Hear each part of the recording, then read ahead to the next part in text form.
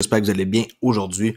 Alors, pour les nouvelles du jour, on va parler de Bitrue qui vont faire du yield farming avec le XRP, mesdames et messieurs, et le BTR jusqu'à 20% par année de rendement.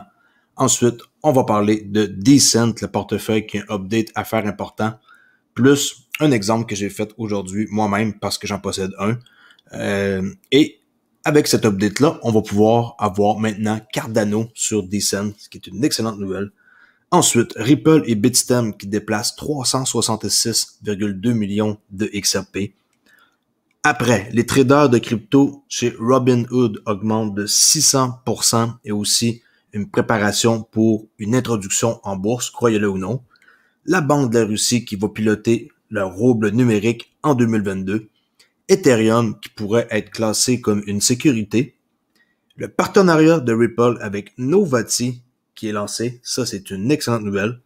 XRP prêt à atteindre 5$ selon vous? Beaucoup de gens pensent ça. La Banque du Japon veut définir des règles sur les CBDC avec les autres banques centrales, incluant la Réserve fédérale et la Banque centrale européenne. L'interdiction du gouvernement sur Bitcoin serait stupide selon la crypto-membre qu'on connaît et qu'on aime tous, Esther Peast, la commissaire de la SEC. David Schwartz et le problème avec les NFT. La principale société de courtage hypothécaire au Canada, yes baby, accepte désormais Bitcoin, Ethereum, XRP, yes, et Bitcoin Cash. Alors, wow, je suis estomaqué ici juste à Toronto. Ripple qui rejoint l'accord crypto-climat pour décarboniser les blockchains. Beaucoup de bon matériel, restez à l'écoute. La flambée des prix XRP défie la répression de la SEC sur la crypto. Un look sur le XRP Google Trend graphique. La chambre de commerce, il y a un meeting qui va avoir lieu le 15 avril, à ne pas manquer. Salesforce qui ont testé la blockchain Ripple VeChain alors que VeChain atteint de nouveaux records. L'intérêt ouvert des contrats XRP qui atteint un record de 1,2 milliard. Et pour finir, on va voir que 9% des ados aux États-Unis ont échangé de la crypto-monnaie sur un sondage de 7000 adolescents. Alors, ça fait beaucoup de nouvelles, mais on va essayer de faire ça super vite pour que je vous donne le maximum d'infos pour que vous soyez au courant de tout ce qui est important. Alors, sans tarder, ceux qui ne connaissent pas, c'est CryptoAli. Je fais des vidéos quotidiennes et des lives aussi quotidiens depuis quelques jours. Alors, suivez-moi ici sur ma chaîne CryptoAli ou sinon sur Twitter à Olivier_XRP. XRP qui se situe, mesdames et messieurs, à un prix de 1,04$. OK? En hausse quand même de 71,8% depuis 7 jours. Et les marchés se portent très très bien avec 2 trilliards 34, OK, là, il y a beaucoup de chiffres, 2 trilliards de dollars. OK? Fiat League, rien de spécial présentement. On a eu quand même un range de 98 cents à 1,07$. Et les grands gagnants à cette heure sont Waves, ZRX, Steam, BAT. Alors, on va commencer avec Bitrue qui vont faire du yield farming pour le Bitrue, qui est leur jeton natif, le BTR, et aussi XRP, jusqu'à 20% de rendement annuel. Très intéressant, vraiment, pour ceux qui veulent faire du, yield farming avec Bitrue. J'en ai parlé un peu dans mon live ce matin, mais pour ceux qui l'ont pas écouté, ici, il y a une version de Decent nouvelle qu'on peut updater, la version V270, bon, OK.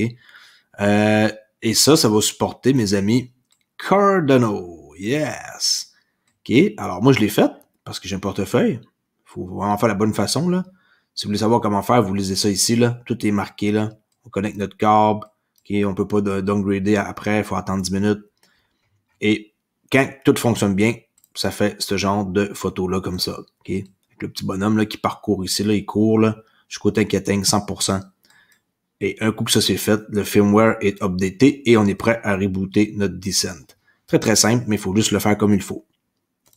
Alors, Ripple et Bitstamp, ensemble, qui déplacent 366,2 millions de beaux XRP. Ouais, ça commence à en faire pas mal, hein. Au cours des 20 dernières heures, le géant Ripple et l'échange Bitstamp ont déplacé un peu plus de 366 millions de XRP en interne et vers d'autres acteurs du marché. Selon les récents tweets de Wells Alert, au cours des 14 dernières heures, le poids lourd basé à San Francisco Ripple a effectué 3 transactions XRP, dont 2 massives. La société a transféré 230,2 millions de XRP entre ses portefeuilles en deux transactions et a envoyé 4,9 millions de XRP aux géants de trading crypto Huobi. Alors oui, c'est 135 millions de dollars qui ont été transférés. C'est équivaut à 130 millions d'XRP, là. C'est quasiment 1 pour 1 là, maintenant, un petit peu plus. De inconnus à Ripple. 4,9 millions d'XRP de inconnus à Huobi. 100 millions d'XRP, wow, hein, de Ripple à inconnus. Vraiment, ça commence à en faire du XRP depuis quelques semaines. Je le répète sans cesse, je suis toujours surpris de voir ce genre de quantité-là qui circule. Les traders de crypto Robinhood augmentent de 600% depuis le 4e trimestre 2020. On sait qu'est-ce qui s'est passé là. Il y a eu beaucoup d'engouement sur Robinhood, qui est très populaire comme plateforme. Et il y a eu aussi qu'est-ce qui s'est passé avec GameStop et tout. Et ils ont eu des problèmes, ils ont shoté comme le site, l'argent, le monde ne pouvait pas le retirer, ils ne pouvaient pas fermer leur position, mais cela ne va pas les empêcher de vouloir faire une introduction en bourse. Ils sont en train de se préparer pour faire ça. La croissance a été soutenue par une forte demande d'applications de trading gratuites et faciles à utiliser. Et ouais, leur site est facile à utiliser, alors les nouveaux, ils se lancent là-dedans. La plateforme de trading d'actions et de crypto Robinhood a révélé que le nombre de ces crypto-traders était passé de 9,5 millions, ce qui est énorme, contre 1,7 million au 4e trimestre. OK. Juste un petit instant, parce qu'ici, on dirait que... OK, oui, c'est parce qu'ils ont mis ici en 2e. Alors, ça a passé de 1,7 à 9,5, là. Ils l'ont un peu mal traduit, leur truc. Ce qui est quand même x7, le genre. OK. Il y a un article complet, là. Je vais pas vous l'aller au complet. C'est lui qui est le CEO, le PDG, là. C'est lui le responsable. Hein? Qui est pas très vieux, à mon avis, là. Il est en bas de 40 ans, ça, c'est sûr, là. OK. On continue ici avec une autre nouvelle. Quoique la Banque de Russie va piloter le rouble numérique en 2022. Le rouble numérique sera créé en décembre 2021, aussi précis que ça quand même, et testé en 2022. Les banques commerciales feront également partie du projet pilote, avec des capacités de contrat intelligentes également envisagées. La Russie est le dernier pays à avoir annoncé un projet pilote de CBDC. Mais pas le moindre, hein? Comme avec leur vaccin Sputnik, là. Apparemment, c'est eux qui l'auraient inventé le vaccin contre le COVID, mais je sais pas si le mérite va à eux, là, peu importe, ça c'est un autre débat, là. La première vice-gouverneure, Olga Skorobogatova, wow, que je l'ai bien eu en plus, a déclaré qu'un prototype de rouble numérique serait créé en décembre lors d'une conférence de presse. L'actif basé sur la technologie du grand livre distribué utilisera probablement un code open source qui aura un contrôle centralisé sous la banque. Mais savoir c'est qui, hein? Moi, j'ai quelques noms en tête. Ethereum, qui pourrait toujours être classé comme une sécurité selon la SEC. Vraiment? La SEC dit qu'elle n'a pas pris de position officielle sur Bitcoin et Ethereum. Gang de menteurs. Et ce dernier n'est peut-être pas encore sorti du bois. Ça, j'aimerais bien les voir dans les cordes. Sincèrement, désolé, là, mais à un moment donné, il faut quand même dire c'est qui est les meilleurs, puis c'est quelles technologies qui sont vertes, puis qui veut bien faire les choses, là. Lors d'une récente conférence avec la juge de paix Sarah Nedburn, Dugan Bliss, avocat principal au procès à la US Security and Exchange Commission, la SEC a déclaré que l'agence n'avait pas pris de position officielle sur le statut réglementaire de Bitcoin et Ethereum. Et regardez bien ce qu'elle a dit. Je tiens donc à préciser que c'est ma compréhension de la situation actuelle et je ne veux pas être trop technique. Mais la SEC elle-même, d'après ce que je comprends, c'est elle qui parle, la juge, là, n'a pas pris de position officielle. Right? Il n'y a pas eu d'action pour dire que Bitcoin n'est pas une sécurité, Ethereum n'est pas une sécurité. Alors que l'ancien président de la SEC, Jay Clayton, a déclaré à plusieurs reprises que Bitcoin n'était pas une question de sécurité. Il y a beaucoup moins de certitudes réglementaires autour d'Ethereum. Alors, ça me laisse croire que il pourrait être dans le trouble. On va voir qu'est-ce qui va se passer avec ça. Dites-moi qu'est-ce que vous en pensez dans les commentaires. Ici, très grosse nouvelle, partenariat de Ripple avec Novati qui est lancé depuis aujourd'hui même, là, le 9. Alors, Novati dit que son nouveau partenariat Ripple est maintenant en ligne. La société de paiement australienne Novati a annoncé que son partenariat avec la société du Grand Livre distribué Ripple est en cours. Les clients de Novati pourront désormais envoyer des transactions instantanées aux Philippines. La société prévoit de traiter quelques milliers de transactions par mois, pour commencer, là. Pour fournir des paiements aux Philippines, Novati a uni ses forces avec le fournisseur de services de transfert de fonds local iRemit, qui a été parmi les premiers à adopter la solution de liquidité sur demande de Ripple. iRemit, c'est leur premier client, je crois. Ça confirme ici là, ce que j'avais ça en mémoire, mais oui, là, quand je dis ça, je confirme que c'est leur premier client. Car, outre Ripple, il a également signé des accords avec des grandes sociétés de paiement telles que Apple Pay, Samsung Pay et Alipay. Notamment, Novati a également obtenu une licence Visa pour émettre des cartes prépayées en Nouvelle-Zélande. Wow, hein, Novati, sérieux, c'est très, très, très solide comme business. Wow. XRP qui serait prêt à atteindre 5$. Qu'est-ce que vous en pensez? Ici, on peut voir que le prix XRP a présenté un magnifique rallye des prix depuis que le procès Ripple SEC a basculé en faveur de la société. L'impasse en cours a contribué à la remontée des prix vers le nord et a atteint les niveaux les plus élevés jamais enregistrés depuis 2018. Cependant, le rallye a subi un léger recul et a rebondi au-dessus de 1$ sur le point de briser prochainement un modèle unique de coupe et de poignée, qui est le cup and handle qu'on appelle en anglais. Le prix se dirige vers 1,7$ et c'est un endroit où il faut surveiller. Là. C'est très, très, très intéressant de voir qu'est-ce qui va se passer. On voit ici, c'est ça, un cup handle, là, on dirait une coupe. Ici, là, qu'on tient là, avec notre main. Là. OK. Par conséquent, en regardant la forte dynamique haussière, de nombreux sites prédisent que le prix pourrait aller jusqu'à 5$ d'ici peu. Yes! J'ai bien hâte de voir ça à 5$. Malgré que c'est presque rien, mais ça ferait plaisir de voir ça à 5$. Cependant, d'autres analystes comme l'investissement dans le bricolage s'attendent à une troisième... Quelle drôle de traduction, là, quand même, là. S'attendent à une troisième vague de rallye qui pourrait pousser le prix à près de 100$. Alors, il y en a qui pensent à 5$, et ici, d'autres analystes qui pensent qu'avec des vagues d'Elliott, là, qu'on appelle, là, comme ça ici, là, boum, boum, boum, boum, boum, boum, tu sais, là, puis là, ça recommence. Puis ça fait juste ça, des vagues d'Elliott, là. C'est très, très compliqué à comprendre pour ceux qui ont aucune compréhension technique, là. Mais on pourrait être dans un beau scénario, comme ici, comme on peut voir, là, 3, 4, 1, 2, 3, 4, 5. Il y a 5 vagues, là, dans, qu'on compte, là. Bref, j'ai toujours promis que j'allais faire une vidéo sur ma compréhension des vagues d'Elliott. Je vais le faire un jour ou l'autre. Soyez pas inquiets. OK. Alors, dites-moi que vous en pensez. 5$ ou ici, avec les vagues d'Elliott, selon eux, ça serait 100$ possible pour le prix du XRP. La Banque du Japon qui veut définir des règles communes pour les CBDC avec les principales banques centrales. La Banque du Japon affirme qu'un ensemble de règles communes jetterait les bases de paiement transfrontalier efficaces. Un responsable de la Banque du Japon a déclaré jeudi qu'il était possible d'établir des règles communes concernant les monnaies numériques des banques centrales, les CBDC, qui est avec les 7 principales banques du monde selon un rapport de Reuters.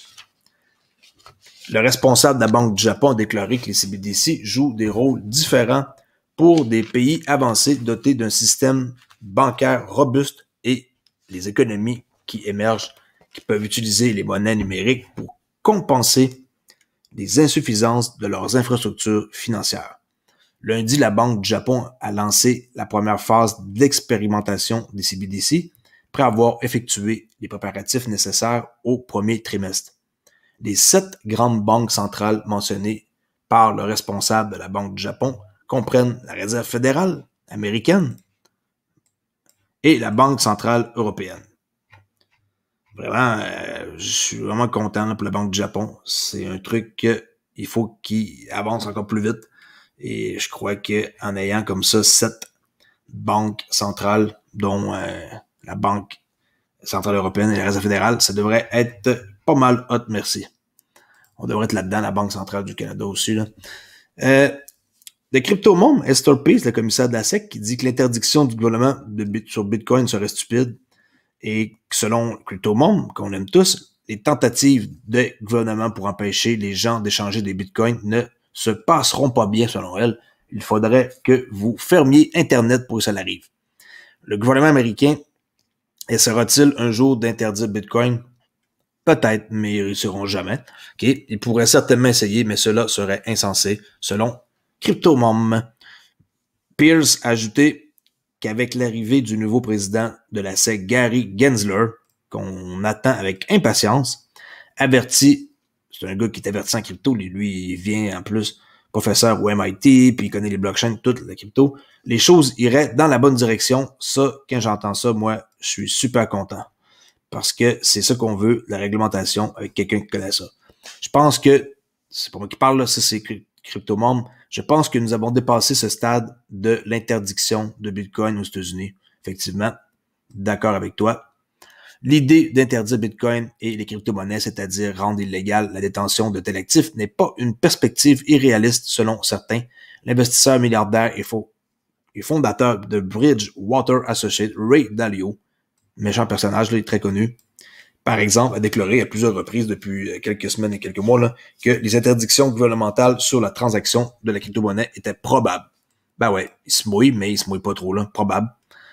Un conseiller financier britannique a lancé cette année une pétition demandant au gouvernement britannique de rendre illégales les transactions de crypto-monnaie.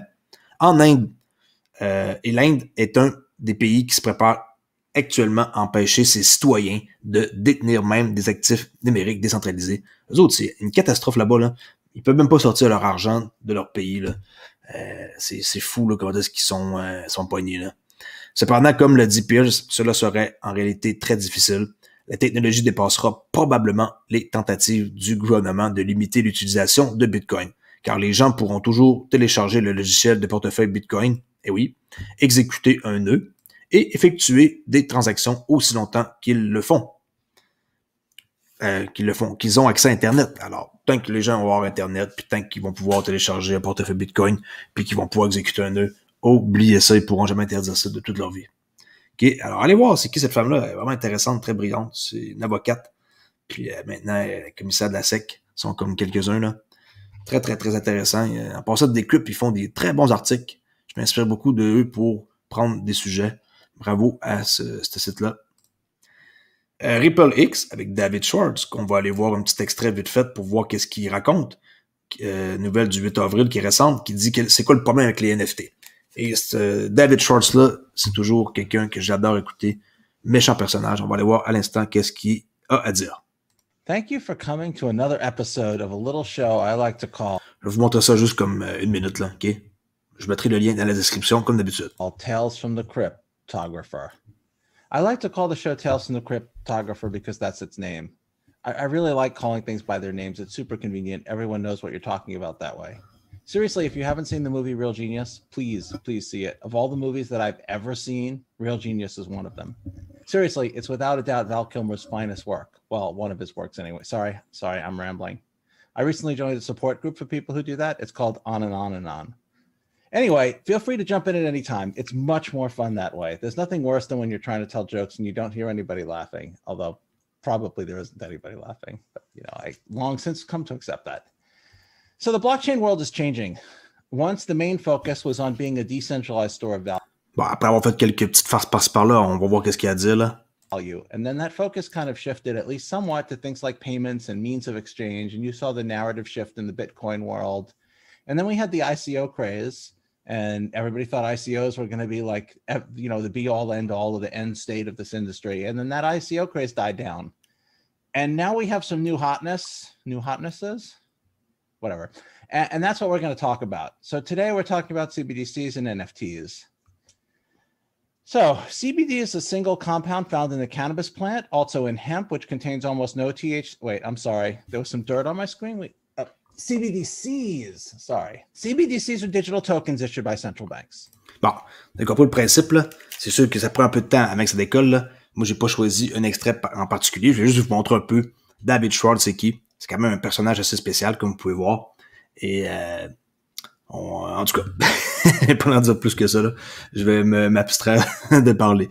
Alors, le directeur technique de Ripple, David Schwartz, s'est récemment entretenu avec nos équipes internes pour discuter de la technologie blockchain la plus célèbre au monde, les jetons non fongibles NFT. Mais que sont-ils exactement? Hein, les jetons fongibles versus les jetons non fongibles. Je vais pas vous lire ça, mais je vais vous le mettre certainement dans la description pour que vous soyez au courant. Alors, les NFT sont-ils une tendance? La réponse est oui. Les 5 couches de NFT, comment ça marche? L'infrastructure, la frappe, la publication, la garde, marketplace swap. C'est comment, dans le fond, en faire pour en créer, là. OK? C'est une façon de voir la chose. Ensuite, c'est tout, mais l'article dit tout, là, c'est très très simple à lire, surtout que vous avez 24 minutes à dépenser, ça vaut la peine avec lui. Vous allez sûrement rire plus qu'une fois, comme moi quand je l'écoute. La principale société de courtage hypothécaire au Canada accepte désormais Bitcoin, Ethereum, XRP, que j'ai vu ça, j'ai tombé en bas de ma chaise, et Bitcoin Cash. Alors, wow. Vous voulez faire approuver votre prêt? Cette maison de courtage hypothécaire accepte désormais les principales crypto-monnaies. Félicitations, sérieux. Canada, yes. Hein, on était le premier à avoir notre fonds Bitcoin au monde et à Toronto à la bourse. Et après ça, en tout cas, moi je suis surpris de voir qu'on commence à vraiment prendre une sérieuse partie de la game, là.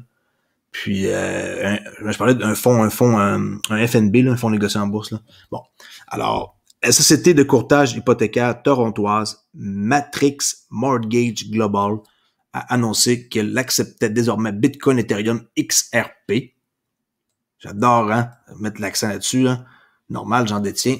Et Bitcoin Cash pour ses services dans un communiqué de presse du 8 avril, hier, jeudi.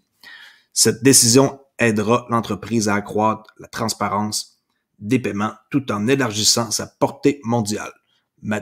Matrix Mortgage Global permettra le paiement avec des actifs numériques avec l'aide du principal fournisseur de paiement BitPay. Si c'est pas de portefeuille BitPay, allez vous en créer un. Je vous le suggère fortement.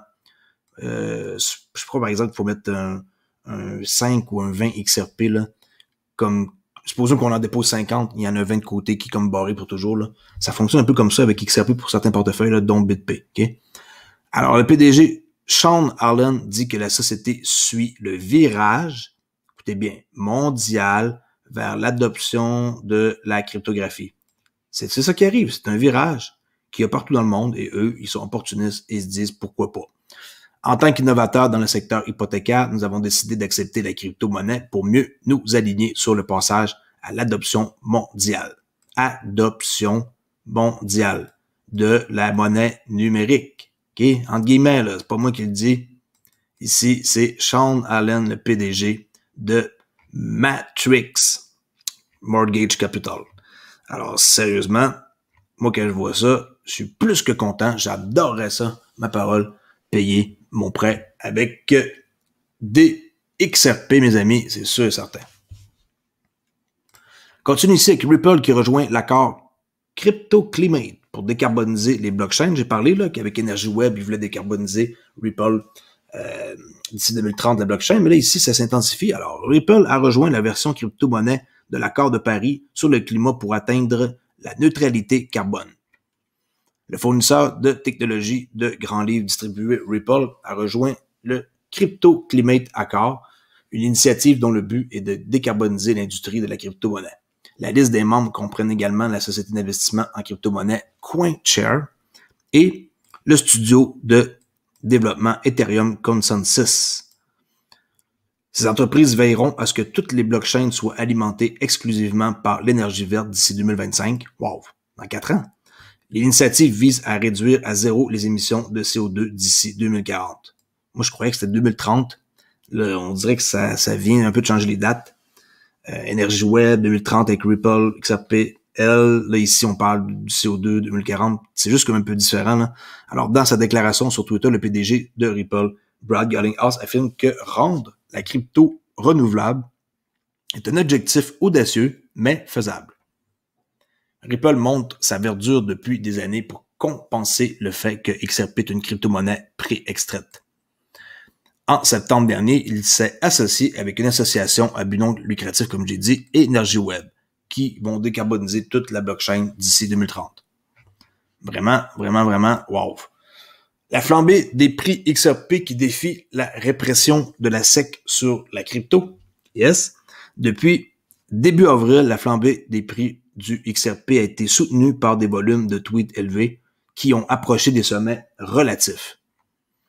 Ça, je vais vous mettre ça dans la description. Il y a énormément de texte, avec graphique ici, texte quand même, là, qui ont Cointelegraph, ils ont tendance à faire des textes plutôt longs, mais plutôt intéressants aussi, mais à un moment donné, si je veux pas dépasser 20-25 minutes ma vidéo, je vais me dépêcher.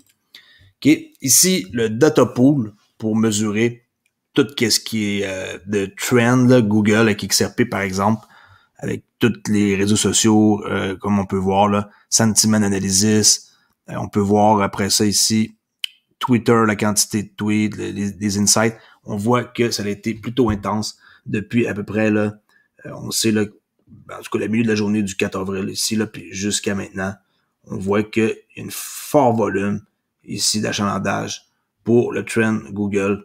On voit en orange Ripple, XRP Price, puis c'est vraiment important de souligner que ça monte et que c'est vraiment un truc qui est nouveau pour moi. Là, je connaissais même pas de data pool. J'ai vu ça sur Twitter et je vais essayer de m'informer pour voir. Il y a plein de bons sujets ici que je peux voir là. Okay. Pour chaque Bitcoin, il y a plus de sujets là, mais XRP est quand même pareil, quelques-uns ici à voir. Surtout le Twitter Sentiment Analysis. Et vous pouvez voir aussi qu'est-ce que ça fait là. What does XRP Google Trend Chart represent? Okay. Allez lire, informez-vous un peu. Même si c'est en anglais, c'est pas plus grave que ça. Parallèle. Ça, c'est un meeting qui va avoir lieu le 15 avril 2021 à 1h, excusez-moi, heure de l'Est. Vous pouvez vous inscrire avec elle qui va parler Boring, qu'elle s'appelle, là, comment ça s'appelle? Responsable de ça, là, la Chambre de commerce digital.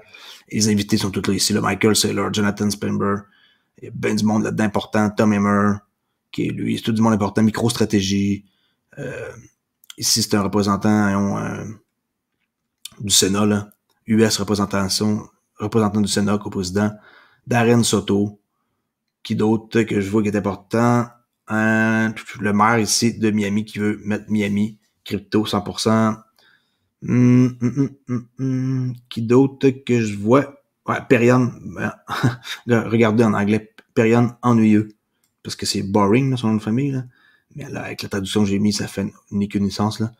En tout cas, si ça vous intéresse, Chambre de commerce digital, il y a quelques bonnes personnes là-dedans à entendre, ça c'est clair. 15 avril. Salesforce qui teste la blockchain VeChain vers de nouveaux sommets. Alors, le dernier partenaire stratégique de VeChain Tor est à l'origine d'une flambée des prix de l'EFP, ajoutant du carburant à la course haussière. VeChain a atteint un nouveau record au cours des dernières heures, dépassant 13 centimes. Le battage médiatique qui l'entoure semble être lié à sa collaboration avec Salesforce. Une nouvelle hausse de la pression d'achat pourrait pousser l'EFP à 0,13 centimes, je veux dire, là, ou même 15 centimes. VeChain a fait la une des journaux après que Salesforce a annoncé qu'il allait tester la plateforme de solutions de traçabilité, là, c'est ça, là, VeChain, pour tracer n'importe quoi, là, de l'entreprise VeChain Tor. Le jeton natif de VeChain VET a vu son prix augmenter de plus de 70% depuis fin mars à la suite d'un retracement mineur. Les investisseurs ont profité de chaque baisse pour récupérer des jetons à un prix réduit, aidant ainsi le prix à progresser davantage. Quand on achète comme ça, là, dans les crus, là, pouf, ok. Ici, ça l'aide énormément le prix à avoir une espèce de... un truc sain, ok. Fait que quand on achète toujours dans les pullbacks, c'est super bon pour avoir une trend qui a de l'allure. La décision de Salesforce de permettre un partage de données ouvert et transparent entre plusieurs parties en utilisant des données sur la blockchain publique vChain semble avoir alimenté la dernière reprise. Sonny Liu, le PDG de vChain, soutient que l'intégration de Salesforce pourrait aider à stimuler l'utilité de manière exponentielle. Salesforce est une entreprise de 100 millions de dollars avec des millions et des millions de clients. Alors, bravo, je détiens du vChain et je suis bien content d'en avoir. Et on voit qu'il y avait ici là, une résistance, puis là, ben, c'est là comme briser la résistance, puis boum, ok, c'est parti. Et c'est parti pour beaucoup plus que juste 13 centimes, là. Ça, c'est clair. Et on va finir avec une nouvelle, il reste 2 petites nouvelles vite faites. L'intérêt ouvert des contrats à terme XRP qui atteint un record de 1,2 milliard de dollars. Les nouvelles positives concernant le procès RippleSec ont vu le prix du XRP plutôt remonter au-dessus de 1 dollar et son intérêt à terme ouvert pour atteindre un niveau record. Alors, on peut voir ici qu'il y a un graphique qui nous montre que cela atteint vraiment quelque chose de nouveau, 1,2 milliard de dollars. Quelle que soit la raison derrière une décision aussi impressionnante, l'intérêt des investisseurs pour le trading à terme XRP a explosé alors que l'intérêt ouvert atteignait 1,2 milliard de dollars, un nouveau record absolu. L'augmentation de 119% des intérêts au cours des 30 derniers jours a mené XRP à reprendre la 3e position qui avait été perdue, ben c'est pas 3, c'est 4 là, puis dans ce coin, il est en 3e, qui avait été perdu au profit de DOT, Litecoin, Cardano au cours des 2 derniers mois. À titre de comparaison, l'intérêt ouvert des contrats à terme sur Ethereum s'élevait à 3,3 milliards. Alors, un petit peu moins de 3 fois là. Même si les acheteurs et les vendeurs de contrats à terme sont toujours égalés, un marché des produits dérivés en bonne santé permet à des acteurs plus importants de participer. Une fois qu'un actif bénéficie d'une activité de couverture et d'arbitrage suffisante, son volume sur les bourses au comptant a tendance à augmenter et ce cycle se perpétue. Comme mon exemple que j'ai montré tantôt, là, une courbe saine, là, c'est comme ça, là, tu sais, là. Tout le temps, ouais, un retracement, ok. Mais c'est ça, c'est une courbe saine, tu sais, c'est pas comme ça, d'une shot, pour planter, là. Ça, c'est pas bon, ça. C'est des pompes de même, c'est vraiment pas bon. Le monde qui vend d'ici, il y a le monde qui achète là, ils se font avoir, ils se font baiser ben raide. Dommage pour eux autres, mais il y a plein de crypto-monnaies qui font ce genre de mouvement-là. D'accord. Alors, comme indiqué ci-dessus, le volume au comptant du XRP au cours des 30 derniers jours s'élève à 44,3 milliards de dollars, soit 31% du prix de celui de l'Ethereum. Good, good, good. Et pour finir, ici, un petit sondage sur l'enquête Piper Sandler qui montre que 9% des ados américains ont échangé de la crypto-monnaie. C'est une banque d'investissement indépendante là, et une société de services financiers américaine, Piper Sandler, qui a publié sa dernière enquête, Taking Stock with Teens, qui note que 9% des ados américains ont échangé des crypto-monnaies. 7000 adolescents ont été interrogés et environ 81% de ceux qui ont échangé des crypto-devises étaient des hommes. Quelle surprise, hein? Moi, j'ai 1% de ceux qui m'écoutent que c'est des femmes sur ma chaîne YouTube. Là, j'ai checké mes statistiques dernièrement. 1,quelque. Ça a grimpé un petit peu, j'ai quelques-unes de plus. Alors, 9% des adolescents affirment avoir échangé des actifs cryptographiques, mais l'argent liquide est toujours roi chez les adolescents américains. Et ils utilisent quoi comme façon de payer? Apple Pay et Venmo, qui est les gros winners, puis le reste, c'est 9% en devises numériques. Alors, pour aujourd'hui, c'est tout. Je vais aller remercier immédiatement Mr. Biggie, Denis Havel, Nicolas Gauthier, Valentin Régnier, MB, Michel Hopper, Hicham Redouane, Manuel Ferland, Rob XRP, Bill Life, Reich, Imad, Sylvain Lévesque, Eric, Tatiana Sherazade, Archiflex, Roger Turcotte, Luc Renard et Lofty pour faire partie de mon cercle que vous pouvez rejoindre ici en cliquant là. Et vous allez pouvoir me parler en Discord comme vous voulez. J'essaie d'aller lire tous les commentaires, ça c'est clair. Puis même si j'écris pas beaucoup, je réponds pareil quand il y a des trucs que je peux vous aider. Alors merci beaucoup et n'oubliez pas de liker ma vidéo et d'aller sur mon profil Twitter qui est Olivier_XRP. Merci, au revoir.